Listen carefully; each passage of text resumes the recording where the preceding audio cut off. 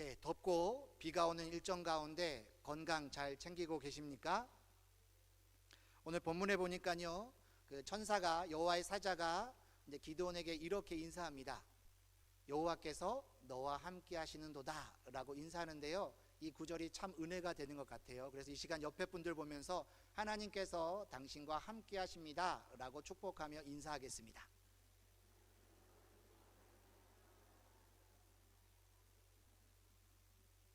네, 하나님께서 당신과 함께 하십니다.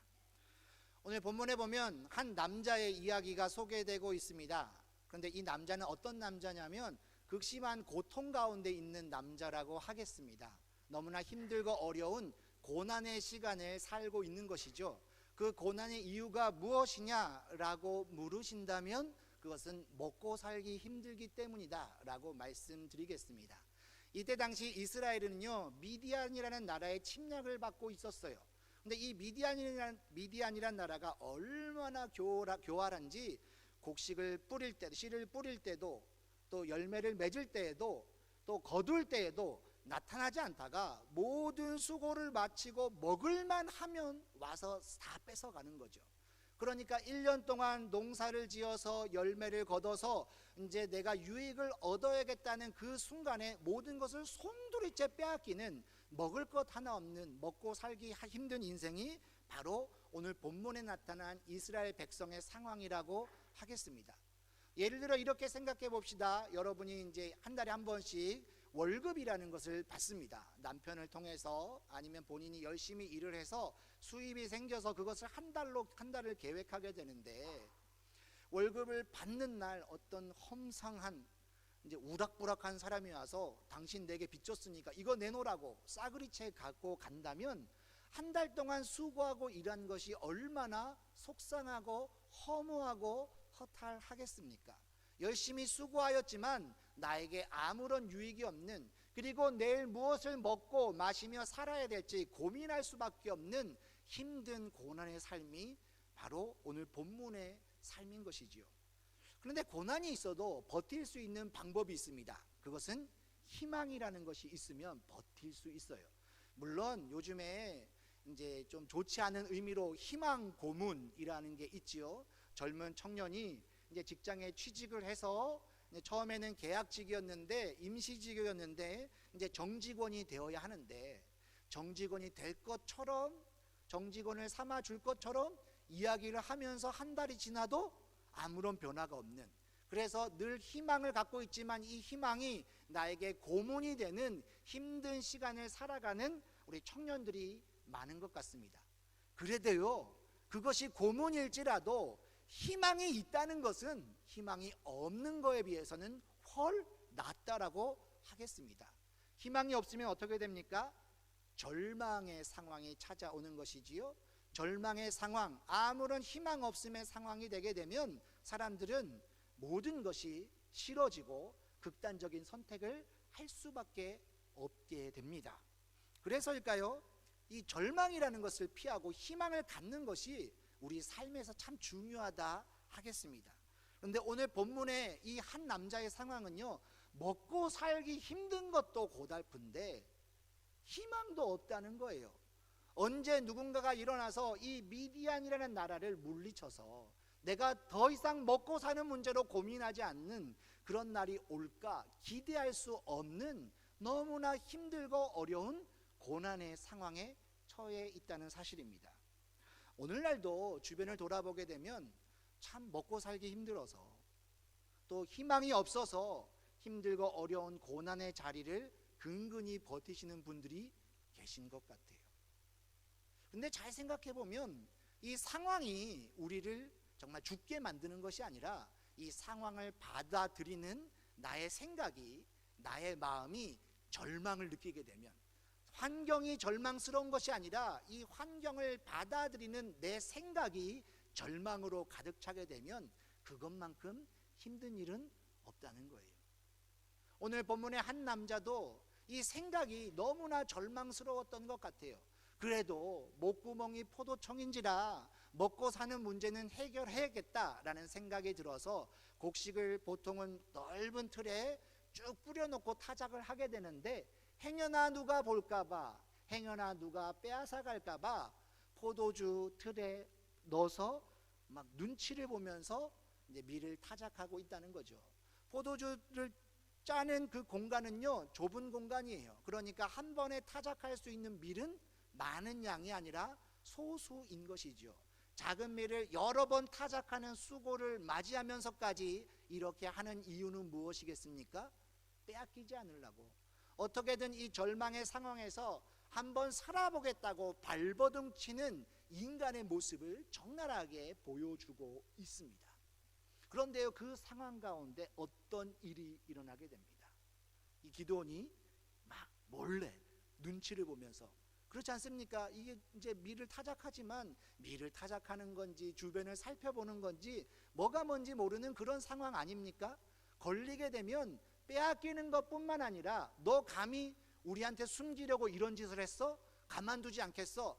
맞을 수도 있고요, 심지어는 목숨을 빼앗길 수 있는 그런 위기 가운데 정말 두려움 가운데 눈치를 보며 타작하고 있는 거예요.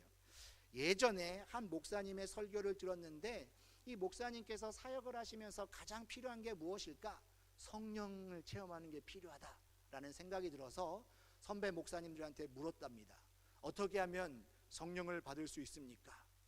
그러니까 저기 저 산에 올라가서 소나무 하나 뽑으라고. 그래서 이 목사님이 소나무를 뽑으러 이제 밤에 산에 올라갔는데 알고 보니 그 산이 호랑이가 나오기로 유명한 산이래요. 그러니까 성령 받으려면 소나무는 뽑아야겠는데 내가 기도하는 가운데 내 소리를 듣고 호랑이가 와서 물지는 않을까 싶어서 양손에 돌을 가득 쥐고 주변을 부리부리하게 살피면서 성령 주세요, 성령 주세요, 이렇게 기도했다는 얘기를 들었습니다. 그게 기도가 되겠습니까? 되지 않는다는 것이죠. 그런데 하나님께서 그 마음을 움직이셔서 두려움이 떠나가게 되고 기도하는 가운데 성령의 은혜를 체험하게 되고 훌륭히 사역을 잘 감당할 수 있었다라는 이야기를 들었습니다.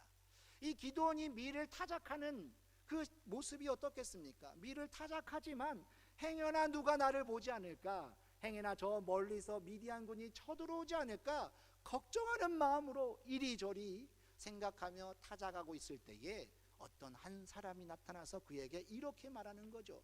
큰 용사여, 여호와께서 너와 함께 계시도다. 이 말을 들었을 때 기드온의 심령이 어땠을까요? 아멘 할렐루야 이렇게 대답하지는 않았겠지요. 에구머니나 깜짝이야. 이게 첫 번째 반응 아니겠습니까? 왜 그렇습니까? 기드온은 성품이 담대하지 못했기 때문에 그렇습니다.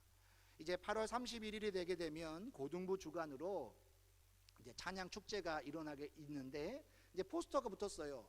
인사 크리찬 이렇게 붙었는데 아마 여기 계신 대부분들은 이게 당최 무슨 말인지 알아들을 수 없다, 분명히 한글로 써졌는데 이게 무슨 뜻일까라고 생각하실 것 같아요.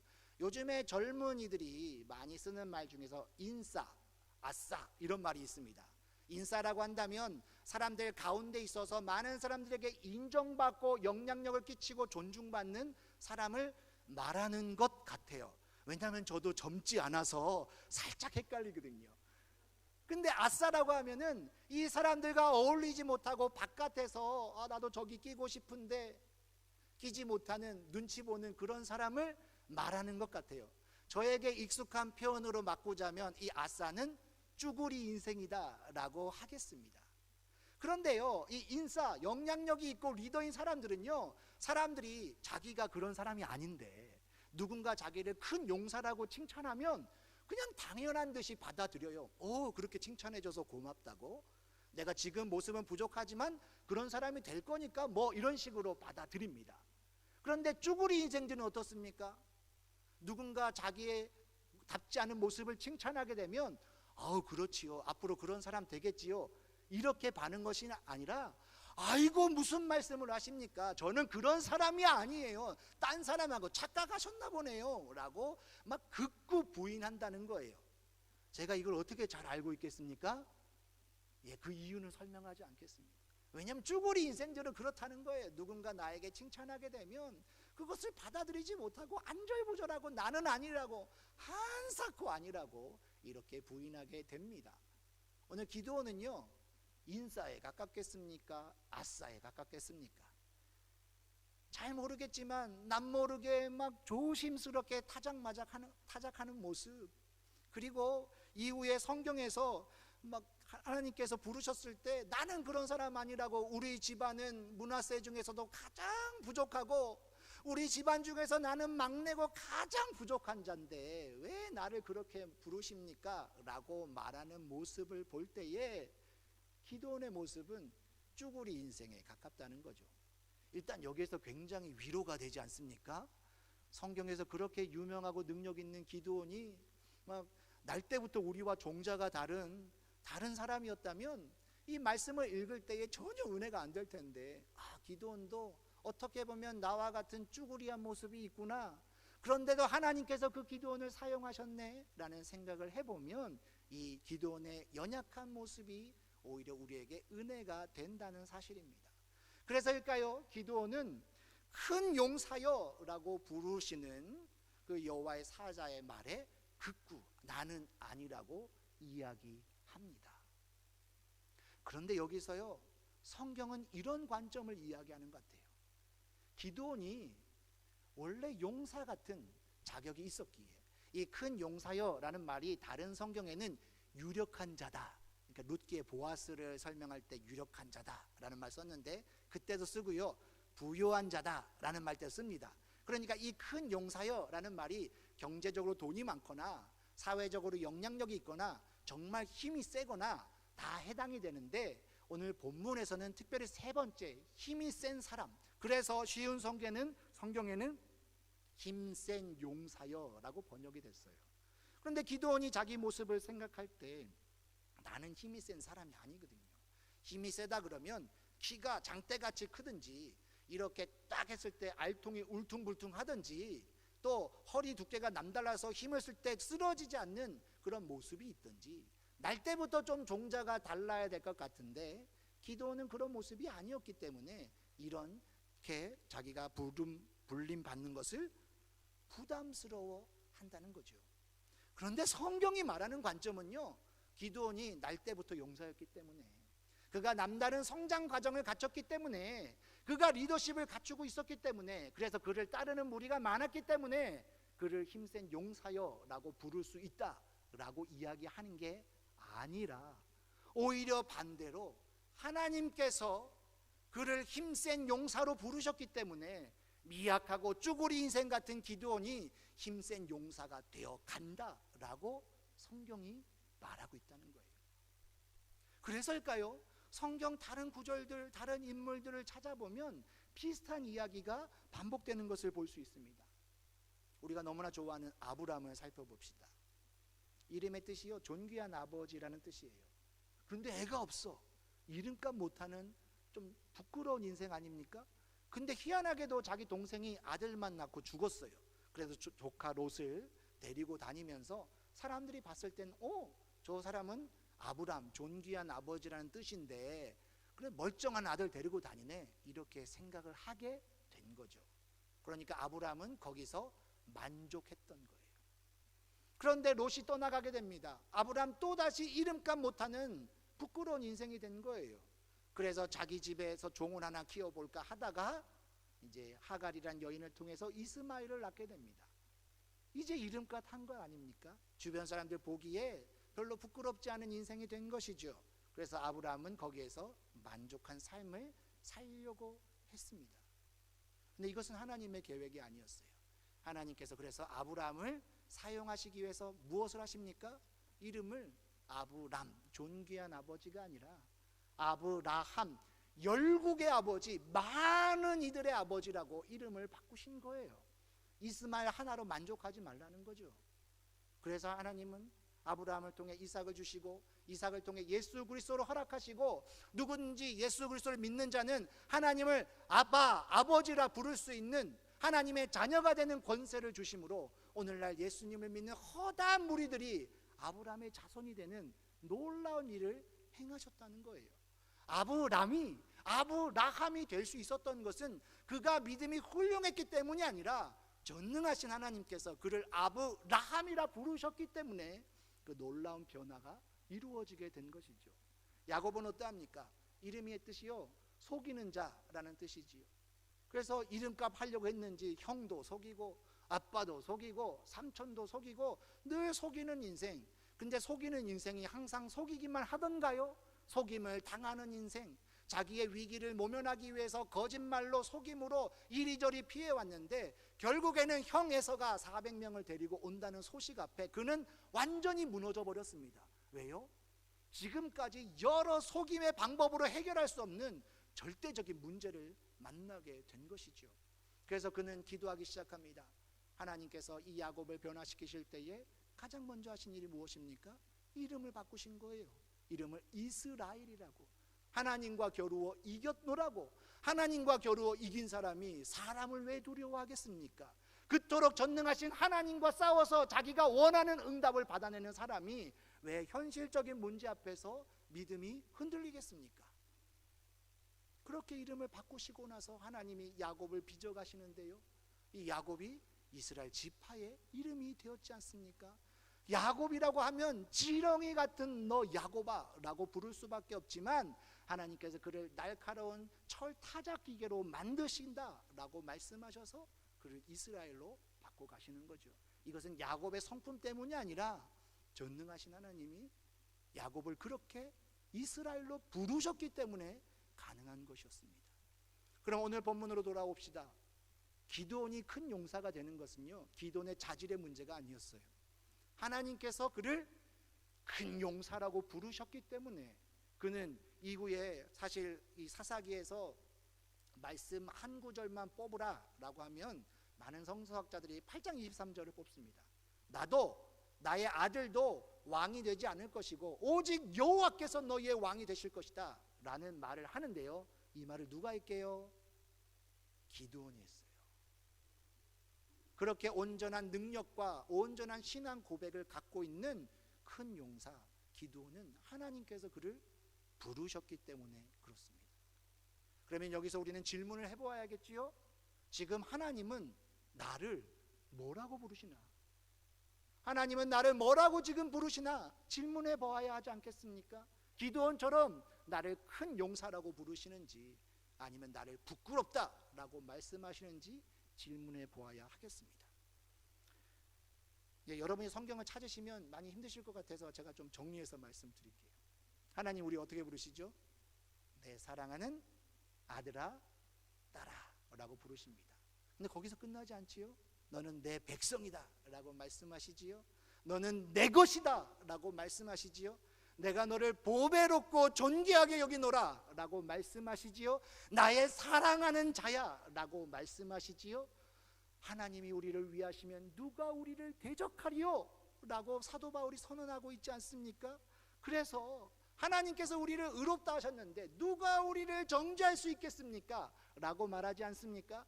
그 하나님의 사랑이 얼마나 큰지 사망이나 생명이나 천사자들이나 권세자들이나 현재이나 장래이나 기쁨이나 높음이나 그 어떤 피조물도 우리를 향한 하나님의 사랑을 끊을 수 있다 없다? 없으리라 라고 선언하고 있습니다. 그 어떤 것도 끊을 수 없는 그 강력한 사랑으로 하나님께서 저와 여러분을 너는 내 사랑이다 라고 말씀해 주십니다. 물론 이 말씀을 받을 때에 우리 안에 염려가 있지요. 하나님 정말 나 같은 거 사랑하십니까? 내가 하나님 보시기에 너무나 부끄러운 삶을 살고 있는데 하나님 그래도 여전히 나를 자녀라고 아들이라고 딸이라고 불러주시고 사랑한다고 말씀하십니까? 라는 이제 의심이 들 때가 있다는 거죠. 여러분이 많이 기도해 주셔서 제가 이제 휴가를 잘 다녀왔어요. 다녀온 것 같지 않습니까? 표정이 많이 좋아졌잖아요. 제 어렸을 때 모교 목사님께서 항상 얼굴이 꼴도구리해야 된다라는 말씀을 하셨어요.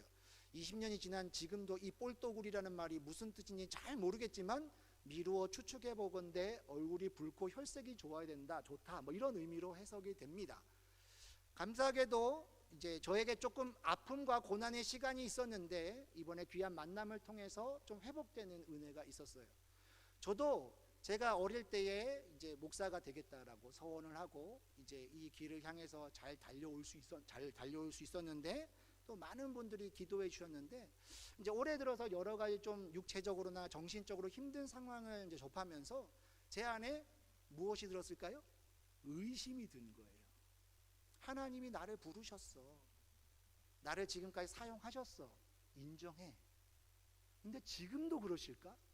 지금도 나를 사용하실까? 내가 이렇게 망가져버리고, 내가 이렇게 불순종하고, 내가 이렇게 죄로 물들었는데 하나님이 여전히 나를 사랑한다고 하실까? 그냥 하나님의 자녀로는 삼아주시겠지만 하나님의 말씀을 전하는 사역자로 나를 여전히 지금도 기쁘게 사용하신다고 말씀하실까? 라는 이제 의심이 들기 시작한 거예요. 근데 이 의심이 드니까 어떤 일이 생기겠습니까? 막 생각이 복잡해지기 시작하는 거예요. 사역을 계속 해야 되나 말아야 되나? 사역을 하는 게 너무 힘들다. 좀 쉬어야 되나 말아야 되나? 여러 가지 생각 때문에 이제 얼굴이 복잡해지는 거죠. 그런 와중에 이제 휴가를 가면서 예전에 10년 전에 저와 함께 사역했던 목사님도 만나고 10년 훨씬 지난 시점에 저랑 같이 공부했던 선배들도 만나고 하면서 이야기를 나누는데 그분들이 딱 첫 마디가 뭐냐면, 야, 너 왜 웃지 않아? 라고 말하더라고요. 그러면서 제가 그때 어떤 모습이었는가 생각해 보니까 참 잘 웃는 사람이었거든요. 그리고 여러분 전혀 믿지 않으시겠지만 저는 웃음소리가 아주 호탕한 사람이었습니다. 그래서 제가 이제 첫애를 키우면서 너무 웃음소리가 커가지고 저희 첫애가 경기에 걸리고 막 그랬어요. 그럴 정도로 막 호탕하게 웃는 사람이었는데 이 호탕함도 사라지고 웃음도 사라진 거예요. 저는 그냥 늘 하루하루 살아왔기 때문에 잘 못 느꼈는데 10년, 15년 전에 저를 봤던 사람들은 그게 너무 이상한 거였어요. 그래서 왜 너 웃지 않냐? 곰곰이 생각해 보니 웃지 않는 것 같더라고요. 왜 웃지 않았겠습니까? 감사가 사라졌기 때문에 그런 것이죠. 왜 감사가 사라졌겠습니까? 하나님과 저와의 관계가 틀어졌기 때문에 그렇습니다.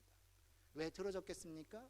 내 모습이 너무 부족하다고 하여서 나를 향하신 하나님의 사랑이 혹시나 변하지는 않았을까라는 의심 때문에 그러한 일이 있었다는 것을 알게 되었습니다. 그런 가운데 말씀을 보게 된 것이죠. 기드온도 나와 같은 쭈구리 인생이야. 기드온이 잘나서 큰 용사가 되고 기드온이 잘나서 사사가 된 거 아니야.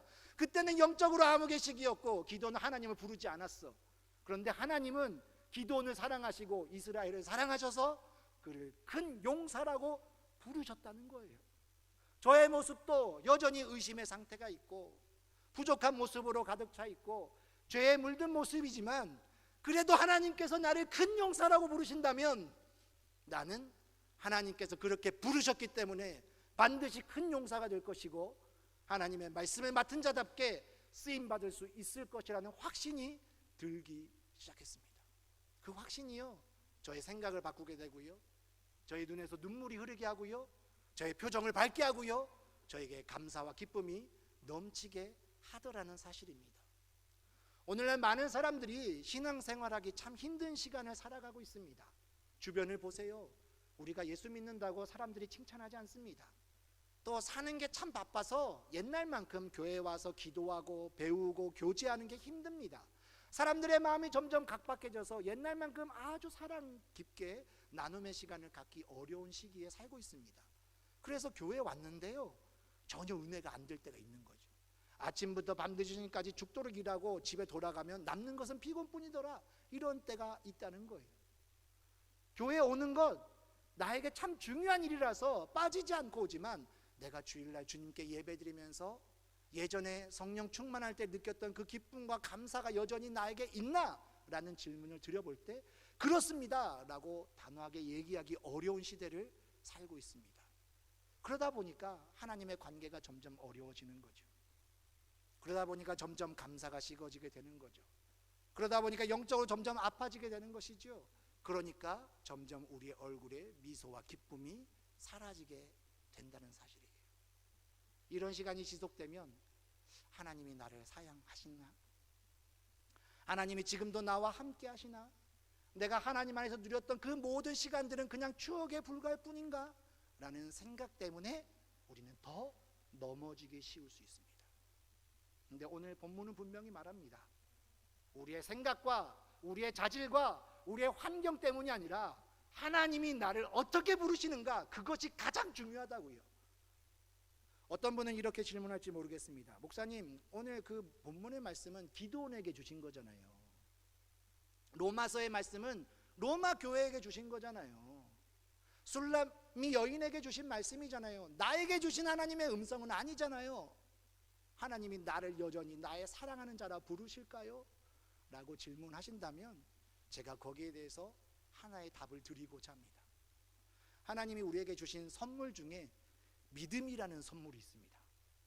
근데 이 믿음이라는 선물의 특징이 있는데요, 그 특징이 뭐냐면 기록된 성경의 말씀, 기도원에게 하셨던 그 말씀을 하나님 이거 내 거 할래요 하는 순간 정말 내게 되는 게 이 믿음이라는 선물의 특징이자 능력이에요. 어떤 분들은 그거는 솔로몬이 술람미 여인에게 한 말이에요. 그것은 하나님이 이사야 선지자를 통해서 그때 당시에 유다 백성들에게 한 말이에요. 그것은 사도 바울을 통해서 로마 교회, 고린도 교회, 빌립보 교회 한 말이에요 라고 하면 그렇게 되는 거예요. 그런데 우리 안에 하나님이 주신 최고의 선물, 이 믿음이라는 선물은요, 하나님 그 말씀 내 거 할래요. 하나님 나를 사랑하는 자로 불러주세요. 나를 자녀라고 불러주세요. 나를 용사라고 불러주세요. 나를 사랑하는 그 사랑 절대로 끊어지지 않는다고 말씀해 주세요. 이 말씀 내 거 할래요 라고 하는 순간 희한하게도 그 말씀이 내게 되는 거예요. 그리고 하나님이 나에게 말씀하시는 거죠. 너는 큰 용사다. 너는 내 사랑이다. 너를 향한 나의 사랑은 절대로 끊을 수 없다 라고 말씀해 주십니다. 그게 믿음인 것입니다. 기도는 이렇게 부름받았지만 한번 부름받았다고 인간이 쫙 변하지 않잖아요. 여전히 우리의 믿음의 싸움이 있는데요, 이 믿음의 싸움 가운데 하나님이 그를 큰 용사로 불러주셨는데 내가 어떻게 이 일을 할 수 있습니까? 라고 질문하고 있습니다. 그에 대해서 하나님이 답을 주시는 거죠. 뭐라고요? 내가 반드시 너와 함께 하리니.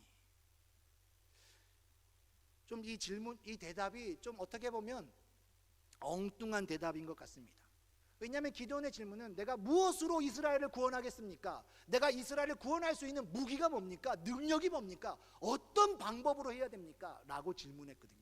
마치 이 한 부자 청년이 예수님에게 와서 이런 질문하지 않습니까? 내가 무엇을 하여야 영생을 얻으리까? 이 기도원의 질문도 그것이죠. 내가 무엇으로 이스라엘을 구원하겠습니까? 근데 하나님께서요, 네 안에 있는 성령의 능력으로 해라. 네가 칼을 뽑아들면 그 칼이 빛나서 적군들을 무찌를 것이다. 내가 너를 위해서 10만 명의 용사를 준비했다. 이렇게 말씀하지 않으시고 내가 반드시 너와 함께 할 것이다 라고 말씀하셨습니다. 이것이 앞으로 우리가 싸움을 싸워가야 될 유일한 방법입니다. 하나님이 우리를 부르셨어요. 하나님이 우리를 사랑한다고 용사라고 부르셨는데 이 부르심에 합당하게 살아가기 위해서는 우리는 여전히 나약합니다. 무엇을 가지고 어떤 방법으로 어떤 무기와 어떤 교회와 어떤 말씀과 어떤 봉사와 어떤 이력으로 가야 될지 몰라요. 그때 하나님께서 우리에게 이렇게 말씀하시는 거죠. 그런 거 다 필요 없어. 내가 반드시 너와 함께 할 거야. 우리의 승리의 비결은요, 하나님과 함께 하는 것에 있습니다. 그래서 예수님께서 이런 말씀하셨죠. 나는 참 포도나무요 너희는 가지니 가지가 나무에 붙어 있을 때에 열매를 맺을 수 있다. 가지가 얼마나 아름다운지, 얼마나 무성한지, 얼마나 역사와 전통을 자랑하는 오래된 가지인지는 중요하지 않습니다. 그 가지가 나무에 붙어 있느냐 아니냐가 중요한 거예요. 왜 그렇습니까? 우리의 싸움은 우리의 능력으로 하는 게 아니라는 것이 너무나 분명하게 밝혀져 있지 않습니까? 저도 착각했어요. 제가 목사니까 하나님 말씀을 잘 전하려면 통로가 깨끗해야 된다. 기도 열심히 하고 말씀 많이 묵상하고 항상 깨어 있어서 하나님이 나를 통해서 깨끗한 통로로 말씀하실 수 있게 해야 된다.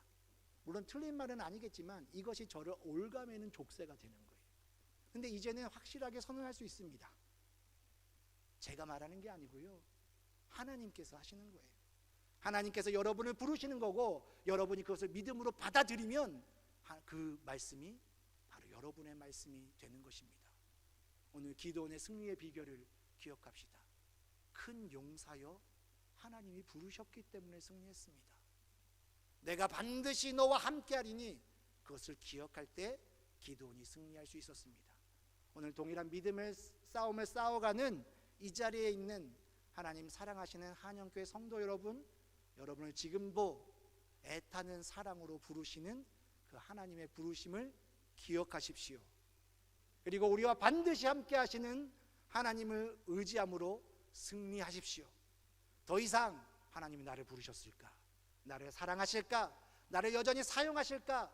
이런 의심의 시간을 낭비하지 말고 주님과 동행함으로 나아가는 은혜의 시간 되시기를 주님의 이름으로 간절히 축원합니다. 기도하시겠습니다. 사랑과 은혜가 풍성하신 하나님,